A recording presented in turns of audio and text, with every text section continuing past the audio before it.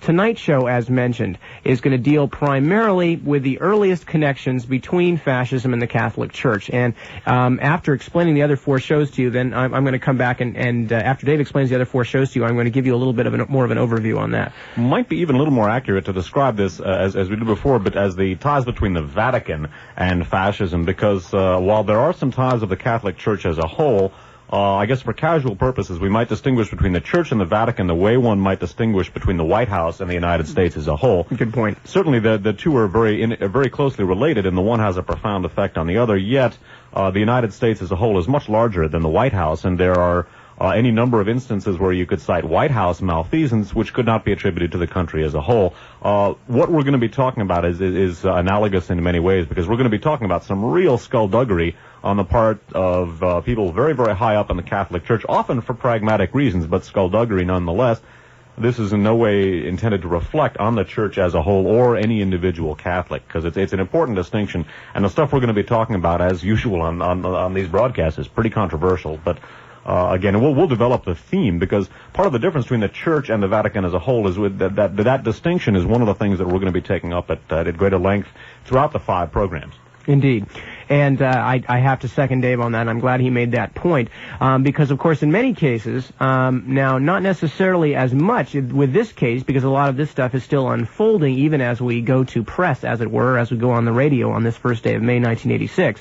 But in many cases, these abuses, or some abuses on the part of certain higher-ups in the Catholic Church, have led to waves of reform throughout the Church. And of course, we're seeing a Church right now that's in many ways is divided against itself in Latin America, in Eastern Europe, in Asia, Africa, all over the world. There are forces for change coming from all different political and spiritual positions, laboring to bring the Church into their own particular version of the 21st century. So again, as Dave said, we're talking almost entirely in this case about happenings at the Vatican, or at the behest of the Vatican, and certain people therein involved. And again, no blanket indictment of the Church is intended whatsoever. And indeed, one of the things we're going to be pointing out is how often Vatican policies can not only be in direct conflict with those of many other people within the Church, but how specifically that conflict can prove to be unhealthy for some of the people lower down on the ladder.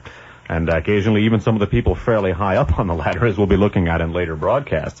But again, this is not meant to reflect on the Church as a whole. It is very definitely intended to reflect on the Vatican and on certain realpolitik elements within the Catholic Church, and that's what we're going to be talking about this evening. Looking ahead to the other programs, we're going to begin this evening by talking about fascism in the Vatican, then in what really represents an extension of that discussion, as we will be looking at later in this broadcast and next Thursday as well. After that, we're going to be looking at the first of 2 programs about the Propaganda Due Lodge, the P2 Lodge, basically a crypto-fascist government that had been running Italy for many years, and actually was operating as sort of an international fascist network in many other countries besides Italy. This P2 Lodge was headed and founded by a man named Licio Gelli, who we're going to be talking about this evening. We're going to be talking about the P2 Lodge next week, specifically about the Vatican banking scandals, about the possible murder of Pope John Paul I, and people and things of this kind. The third program, will be the second of 2 programs about the P2 Lodge, about the Propaganda Due Lodge. That will deal with the international aspects of P2, P2 in various Latin American countries, and specifically the involvement of P2 in terrorist incidents, the involvement of P2 with NATO as a whole, with drug smuggling in Latin America, with the Galen organization, specifically people like Klaus Barbie, and things of that kind. The fourth program, we're going to be dealing with an organization called STIBOM, which is an arms for drug smuggling ring very much connected to the shooting of the Pope and to the P2 Lodge. We'll be looking at that in program 4. And in the 5th and final broadcast, we're going to be looking at Western intelligence connections to the shooting of the Pope. So tonight, Fascism in the Vatican, the next 2 shows on the 8th and 15th of May, respectively, also from 7 to midnight, the P2 Lodge, parts 1 and 2. Part 4 is about STIBOM on the 22nd of May from 7 to midnight. And on the 29th, we're going to have the Western intelligence connections to the shooting of the Pope. And also, by the way, coming up this month, for the benefit of people who may be relatively new, on Sunday the 25th from 6 p.m. to midnight, we're going to be doing Uncle Sam and the Swastika about U.S. industrial cooperation with the Third Reich. So that's another program to take note of later. But those are the 5 parts Fascism in the Vatican tonight, 2 shows about P2, Stiebom, and then Western intelligence connections. Okay, now, in the broadest sort of overview, there has long been a great degree of sympathy within the Catholic Church, and specifically within the Vatican, of course, for right-wing movements, for the very purpose that they were dramatically and diametrically opposed to left-wing movements. And, of course, in our century, left-wing movements have meant socialism and communism. And specifically, one of the tenets of communism, if not socialism, is the abolition eventually of the reliance of the common people on the church.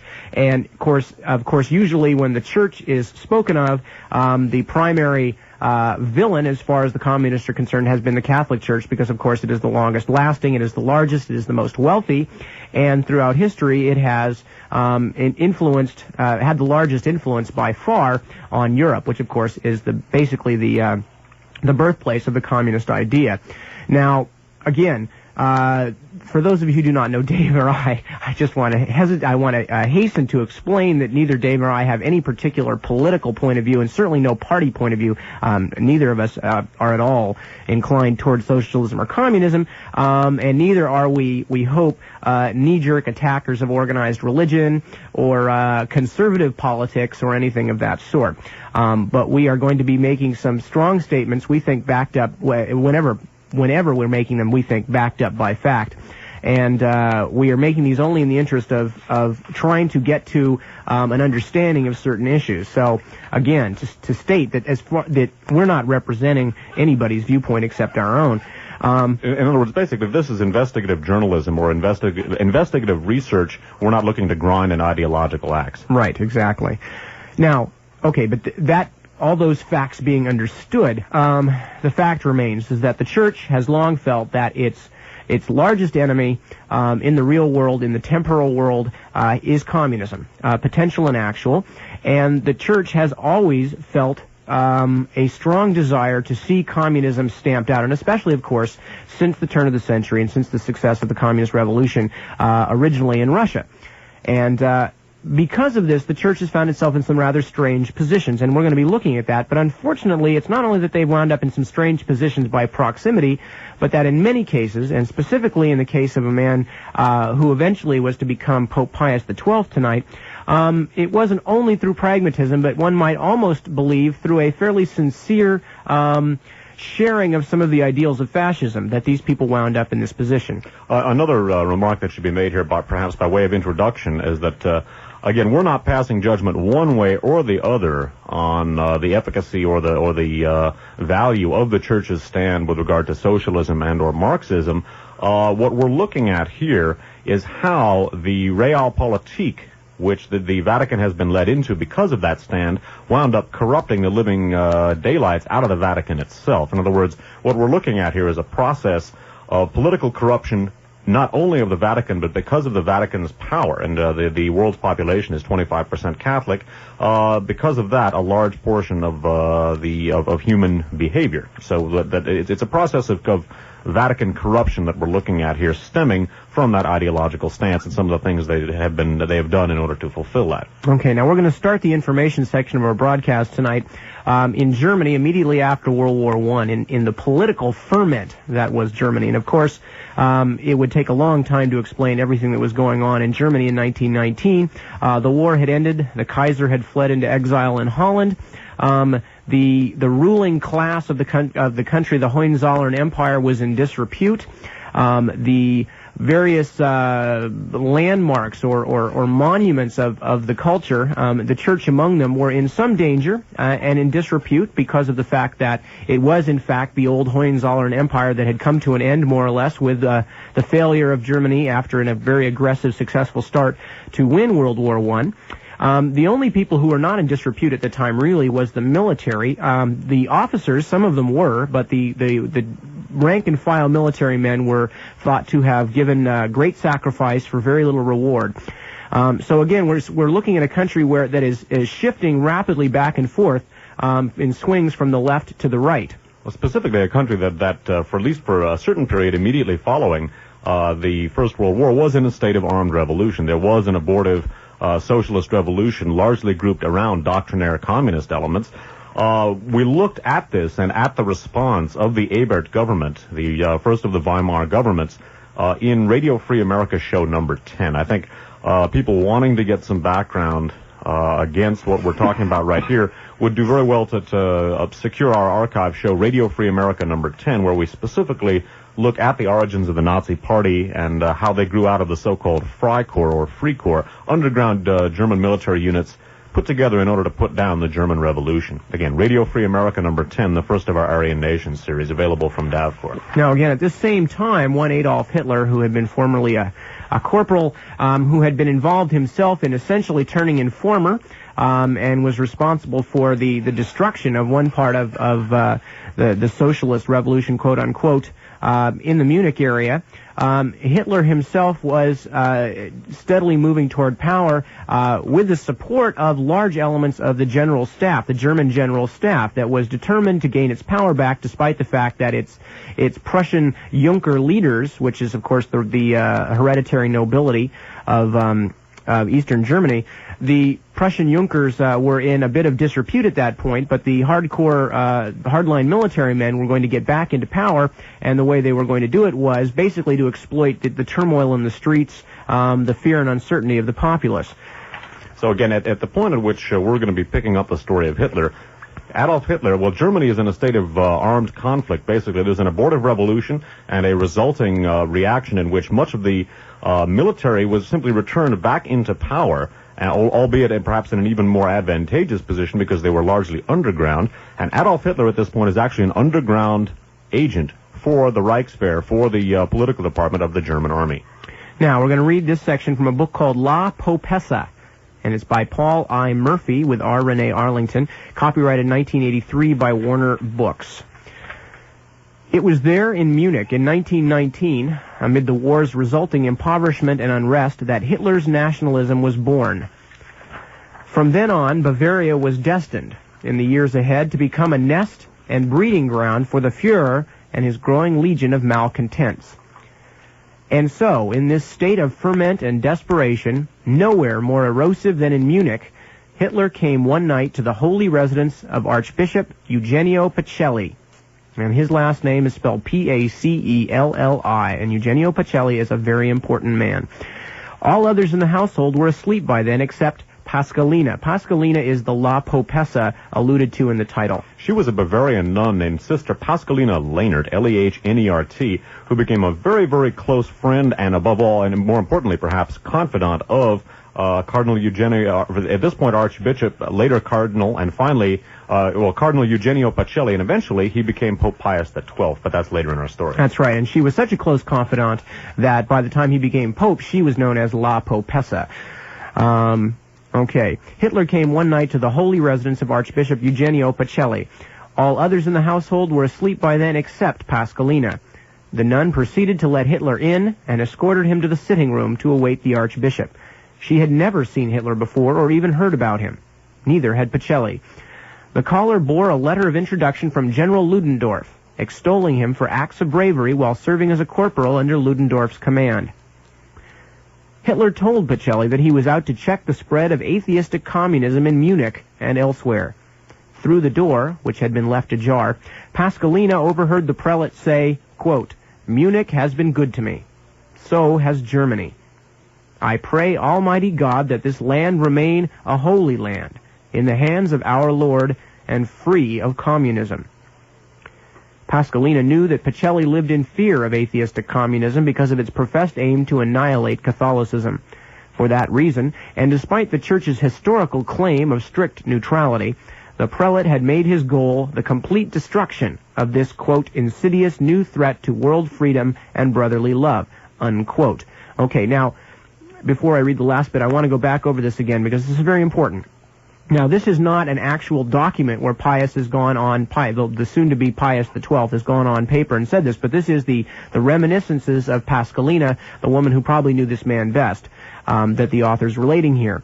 And it says, for that reason, and despite the Church's historical claim of strict neutrality, the prelate had made his goal the complete destruction of, quote, "this insidious new threat to world freedom and brotherly love," unquote. Now, when you remember that Pius XII's goal was to destroy communism in the world, it brings some of his actions as as Pope later on into a clearer light. Going along. It did not come as a surprise to her, therefore, in light of Pacelli's hatred of the Reds, to see the prelate present Hitler with a large cache of church money to aid the rising revolutionary and his small, struggling band of anti-communists. Quote, "Go, quell the devil's works," Pacelli told Hitler. "Help spread the love of Almighty God." "For the love of Almighty God," she heard the young man reply. Well, obviously, the brutal irony here of then Archbishop, eventually Cardinal, and finally Pope Pius XII, Cardinal Pacelli, Archbishop Pacelli, Cardinal Pacelli, and Pius XII, to be talking to Adolf Hitler and admonishing him, or exhorting him rather, to go quell the devil's works in the name of Almighty God. Obviously, the facts of the matter have been that pretty much Hitler immersed himself in those very same works, at least as far as we've been able to determine. So remember here that the papal nuncio to Munich, then Archbishop Eugenio Pacelli, who eventually goes on to become Pope Pius XII, has been placing church money in Adolf Hitler's hands so that he could fight communism in 1919. Hitler himself was not to become head of state for another 14 years, but the church, or the Vatican we should say, through Archbishop Pacelli, in bed with Hitler in 1919.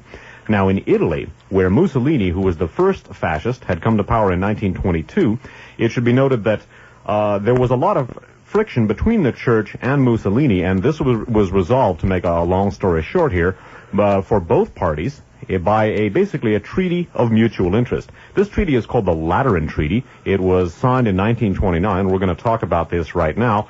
The church, basically both Italy and the church, benefited tremendously. Both gained power by basically, that is, the Mussolini government and the Vatican gained power basically by, instead of being at loggerheads, they combined forces, and both benefited tremendously.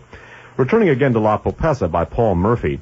Now, we're going to be talking here about the formation, or rather Murphy's going to be writing here about the formation of the Lateran Treaty. Now, the Lateran Treaty made the Catholicism the state religion of Italy. It placed a great deal of money in the hands of the Vatican, which we're going to talk about.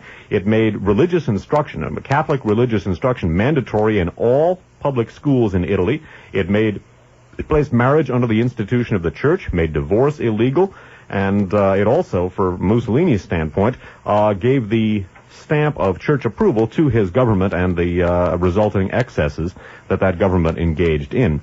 Now, perhaps for our purposes here, the two most important things to note are one of the key people involved in setting up this deal is a fellow named Francesco Pacelli. Now, Eugenio Pacelli, who was the archbishop and the papal nuncio to Munich, who was placing the money in Hitler's hand in 1919, Francesco Pacelli, who is a lawyer, very much involved in setting up the Lateran Treaty between the Vatican and the Mussolini government. Francesco is Pacelli's brother. We're going to take a look at other members of the Pacelli family here in just a second, but again, the brother of the man who was putting church money in Hitler's hand in 1919 and who was to go on and become the Pope and cooperate with the Nazis and fascists in a variety of ways that we're going to examine, his brother played a key role in setting up the actual treaty between the Mussolini government and the Vatican.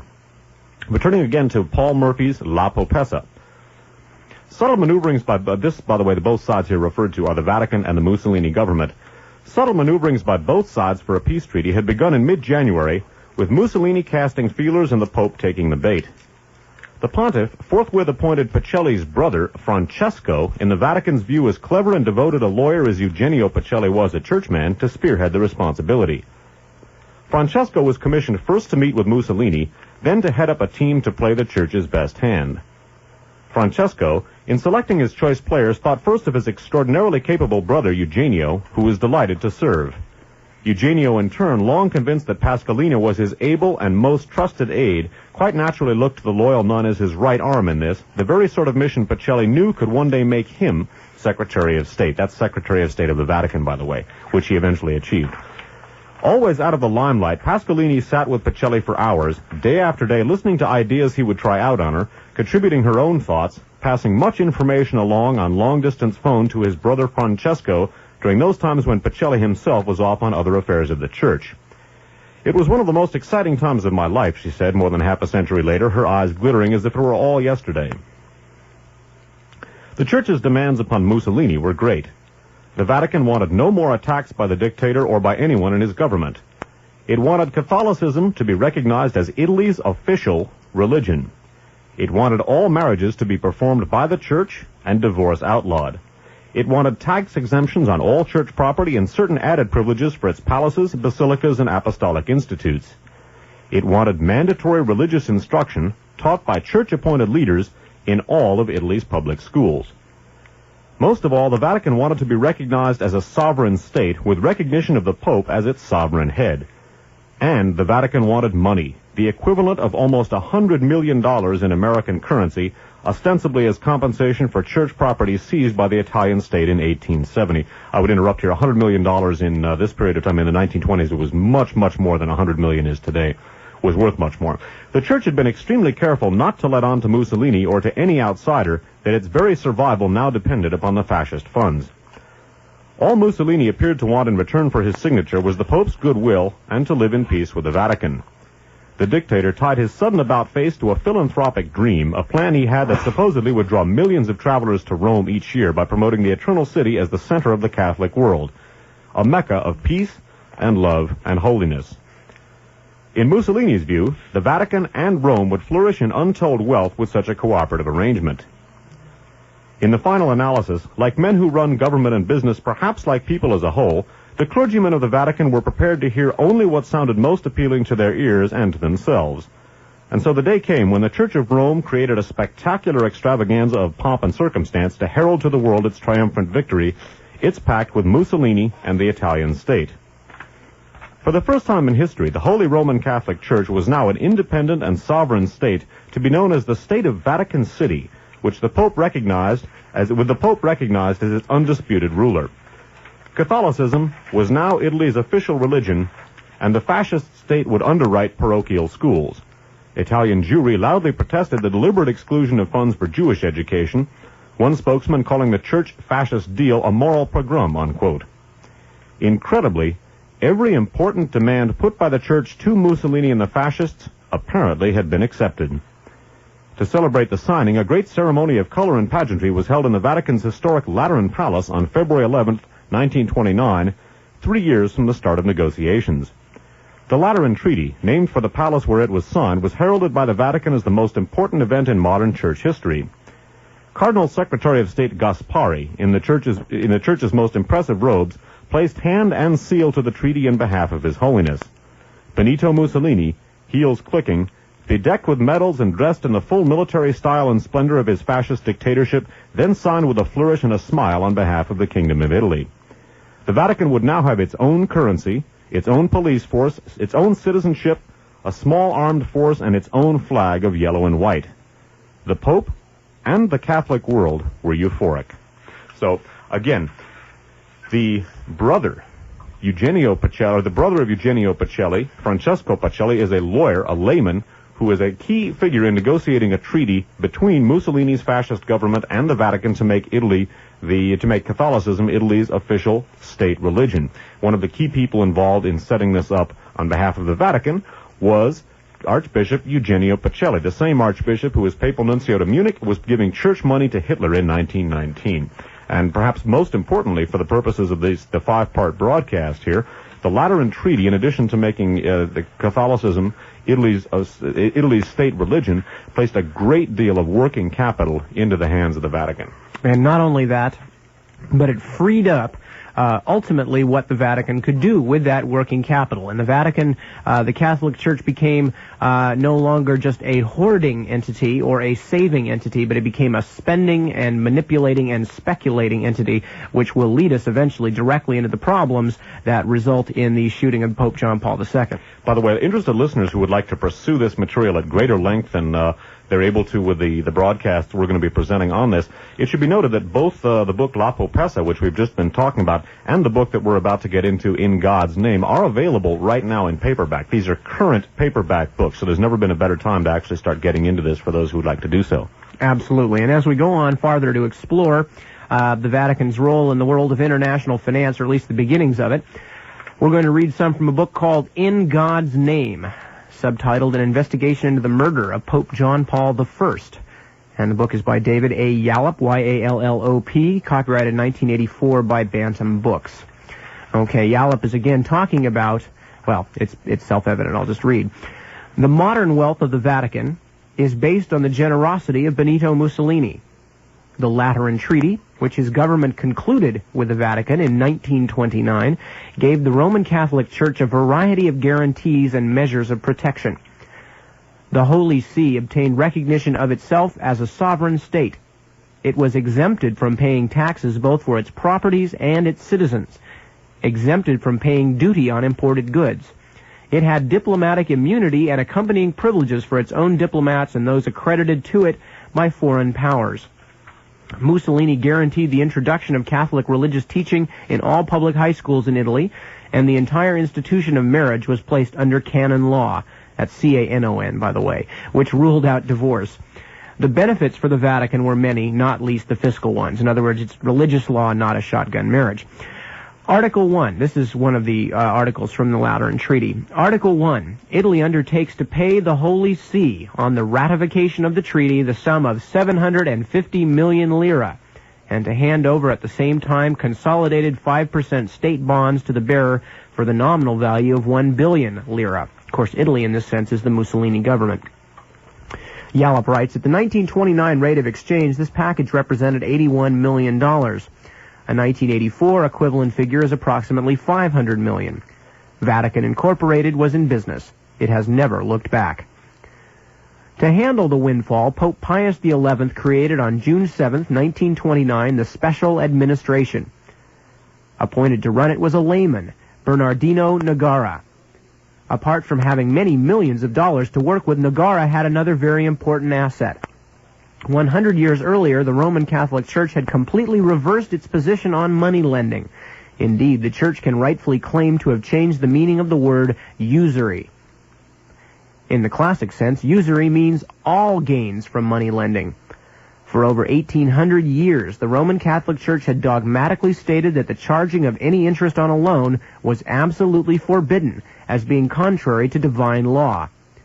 The prohibition was restated in various church councils: Arles, Nicaea, Carthage, the Lateran. At this council, the last one, the Lateran in 1139, usurers were condemned to excommunication. So, although the laws of many states made the practice legal, it was still heresy. And before I go on with this, let me just mention something, a little historical note that a lot of you may not realize. Since we're talking about fascism, and since we're talking about Nazism, and of course one of the main forms of hatred that sprung out of Nazism was the rampant anti-Semitism. Much of European anti-Semitism started because of the Catholic Church's ban on money lending, on usury, of charging interest for loans, because obviously good Catholics who did not want to break that law were not going to loan their money out for free and risk it.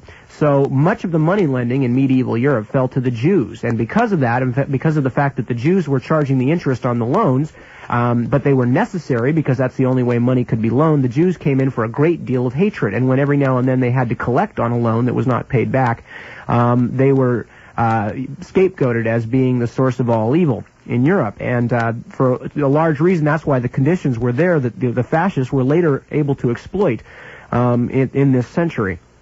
Anyway, going on. So although the laws of many states made the practice legal, it was still heresy. That is, until 1830, when the Church reversed its position.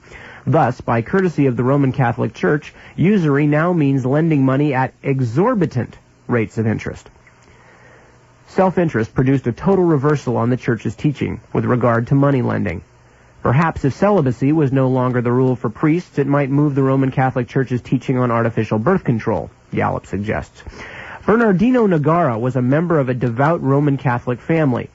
Many of its members made, in a variety of ways, significant contributions to the Church.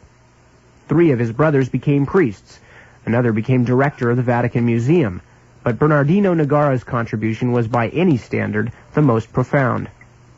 Born in Belano, near Lake Como, in 1870, he achieved early success as a mineralogist, working in Turkey. In October 1912, he played a leading role in the peace treaty of Auchy between Italy and Turkey. In 1919, he was a member of the Italian delegation that negotiated the peace treaty between Italy, France, Britain, and Germany. He subsequently worked on behalf of the Italian government as a delegate to the Banco Commerciale in Istanbul. when Pope Pius XI was seeking a man capable of administering the fruits of the Lateran Treaty, his close friend and confidant, Monsignor Nogara, suggested his brother Bernardino. With that selection, Pius XI struck pure gold. Nogara was reluctant to accept the job, and did so only when Pope Pius XI agreed to certain conditions. Nogara did not wish to be trammeled by any traditional views the Church might still hold about making money. The ground rules Nogara insisted on included the following. 1. His decisions on what investments to make would be totally and completely free of any religious or doctrinal considerations. 2. He would be free to invest Vatican funds anywhere in the world. The Pope agreed and opened the doors to currency speculation and to playing the market in stock exchanges, including the buying of shares in companies whose products were inconsistent with Roman Catholic teaching. Items such as bombs, tanks, guns, and contraceptives might be condemned in the pulpit, but the shares Nogara bought for the Vatican in companies that manufactured these items helped to fill the coffers in St. Peter's. Nogara played the gold market and the futures market. He bought Italgas, sole supplier of gas in many of Italy's cities, placing on the board, on behalf of the Vatican, Francesco Pacelli. Pacelli's brother became in time the next pope, Pius XII. Again, that's Eugenio Pacelli, as Dave already mentioned. And the nepotism that stemmed from that papacy was manifest throughout Italy. If there was a Pacelli on the board, 6-4, the company belonged to the Vatican. Among the banks that came under Vatican influence or control through Nogara's purchases were Banco di Roma, Banco di Santo Spirito, and Cassa di Risparmio di Roma. The man clearly not only had a way with money, but was also fairly gifted in the art of persuasion. When Banco di Roma was floundering and threatening to take with it a large amount of Vatican money, Nogara persuaded Mussolini to take over the bank's largely worthless securities and transfer them to a government holding company. And transfer them to a government holding company, the Institute for Industrial Reconstruction, IRI. Mussolini also agreed that the Vatican should be reimbursed, not at the current market value of the securities, which was virtually nil, but at their original purchase price. IRI paid Banco di Roma over $630 million. The loss was written off by the Italian Treasury, which is another way of saying the ordinary people picked up the bill, just as they had been doing for the clerics since the Middle Ages. Much of the speculation Nogara indulged in on behalf of the Vatican certainly contravened canon law, and probably civil law, but as his client was the Pope, who was not asking questions, Nogara remained untroubled by such niceties. Using Vatican capital, Nogara acquired significant and often controlling shares in company after company. Having acquired a company, he rarely sat on the board, preferring to nominate one of the trusted Vatican elite to look after the Church's interests. The three nephews of Pius XII, Princes Carlo, Marcantonio, and Giulio Pacelli, were three of the inner elite whose names began to appear as directors on an ever-growing list of companies. These were the men's uomini di fiducia, men of trust. Textiles, telephone communications, railways, cement, electricity, water. Bernardino Nogara was everywhere. When Mussolini needed armaments for his invasion of Ethiopia in 1935, a substantial proportion was supplied by a munitions plant Nogara had acquired on behalf of the Vatican. Realizing, before many, the inevitability of the Second World War, Nogara moved part of the assets then at his disposal into gold. He bought from the United States $26.8 million worth of gold at $35 an ounce. Later, he sold about 20% of it on the open market at a profit so substantial that the original purchases were covered in their entirety. His speculations in gold continued throughout his time at the head of Vatican Incorporated. Between 1945 and 1951, he purchased more than 450,000 ounces. During the following 2 years, he sold more than 70,000 ounces. My research indicates that nearly 500,000 ounces are on deposit at the Federal Reserve Bank of New York. This single holding of the Vatican, purchased originally for less than $20 million, is now worth some $200 million. Okay, so basically, as a result of the capital placed into the Vatican's hands by the Lateran Treaty, again negotiated not only by Eugenio Pacelli on behalf of the Church, but also his brother Francesco, a layman who was helping to set up the liaison with the Mussolini government, this places a whole lot of capital into the Church's hands, into the Vatican's hands. A man named Bernardino Nogara manages this capital and proceeds to invest it in a lot of very lucrative investments. It's worth noting that a lot of the industrial and financial enterprises in which the Vatican wound up investing wound up with a Pacelli, either Francesco or one of his brothers, on the board of directors. So the Pacelli family here is front and center and absolutely inextricable from the formation of the liaison between not only the Hitler government, but also the Mussolini government and the Vatican. Recall that, again, Eugenio Pacelli placing money in Hitler's hand in 1919, Francesco helping to swing the Lateran Treaty along with Eugenio, and then many of the Pacellis, including Francesco, winding up on as members of the board of directors of Vatican-related businesses. Now, an event, we're going to skip ahead a little in time, going to 1942. Then we're going to go back a little bit and cover some events during the 1930s. But in connection with the Vatican finances, and recall that the Vatican, as a significant financial entity, was really boosted for all intents and purposes in the modern world by the Lateran Treaty. In 1942, specifically on June 27th, an institution was created here called the Institute for Religious Works, or IOR. That basically is the Vatican Bank. This was created by then Pope Pius XII in conjunction with Bernardino Nogara. Recall that Pius XII used to be Archbishop and then Cardinal Eugenio Pacelli. Now, the Vatican Bank is going to be front and center in the next two, it's going to figure throughout the course of our entire series. But in particular, the next broadcast is going to deal specifically with a number of different scandals involving the Vatican Bank, the IOR, the Institute for Religious Works. What we're looking at here is the origins of the Institute for Religious Works growing out of the huge financial nest egg which accrues to the Vatican as a result of the Lateran Treaty of 1929. David Yallop describes that in God's Name. He writes as follows. On June 27th, 1942, Pope Pius XII decided to bring another part of the Vatican into the modern world and into the ambit of Bernardino Nogara. He changed the name of the Administration of Religious Works to the Institute for Religious Works. The change did not capture the front pages of the world's newspapers, but by that act, the IOR, or the Vatican Bank as it is known by all but the Vatican, was born. Vatican Incorporated had sired a bastard child. The original function of the administration, set up by Pope Leo XIII in 1887, had been to gather and administer funds for religious works. It was in no sense a bank. Under Pius, its function became, quote, the custody and administration of monies in bonds and cash, and properties transferred or entrusted to the Institute itself by fiscal or legal purposes for the purposes of religious works and works of Christian piety, unquote. It was and is in every sense a bank. Nogara took to reading the terms of the Lateran Treaty very closely, particularly clauses 29, 30, and 31.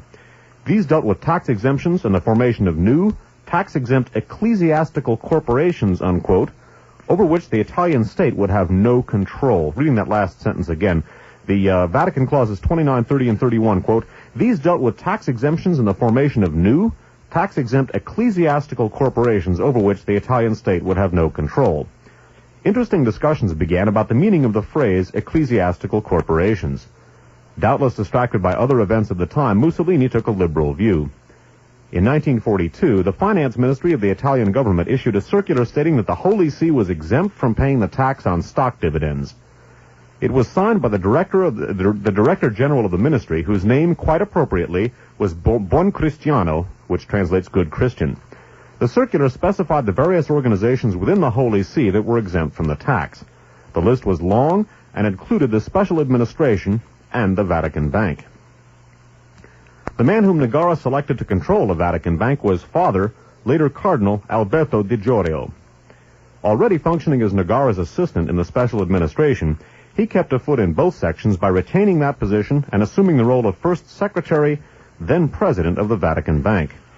Apart from the controlling interests in many banks that Nogara acquired outside the Vatican walls, he now had two in-house banks to work with. So again, as a result of the Vatican financial gains, as a result of the Lateran Treaty of 29, Pope Pius XII, who as Archbishop Eugenio Pacelli had helped negotiate that along with his brother Francesco, changes the function and title of the Administration of Religious Works. It becomes the Institute for Religious Works, and instead of simply being a an administration to distribute funds becomes a money-making institution which can not only invest money at a profit, but then, according to a ruling by the Mussolini government, would their profits, all the money earned from the sale of dividends, was tax-exempt. That's an important thing to remember. Here, again, in 1942, stemming out of the profits the Vatican got out of the Lateran Treaty is the beginning of the Vatican Bank, and that is going to be front and center throughout our 5-part series. Indeed. Now, skipping back to 1933, still reading from David Yallop's In God's Name. In 1933, Vatican Incorporated again demonstrated its ability to negotiate successfully with fascist governments. The Concordat of 1929 with Mussolini, that's of course the Lateran Treaty, was followed with a Concordat between the Holy See and Hitler's Third Reich. Solicitor Francesco Pacelli had been one of the key figures in the Mussolini agreement. His brother, Cardinal Eugenio Pacelli, the future Pius XII, had a leading role negotiating as the Vatican Secretary of State in concluding a treaty with Nazi Germany. Hitler saw many potential benefits in the treaty, not least the fact that Pacelli, a man already displaying marked pro-Nazi attitudes, might prove a useful ally in the approaching World War. History was to prove that Hitler's assessment was accurate.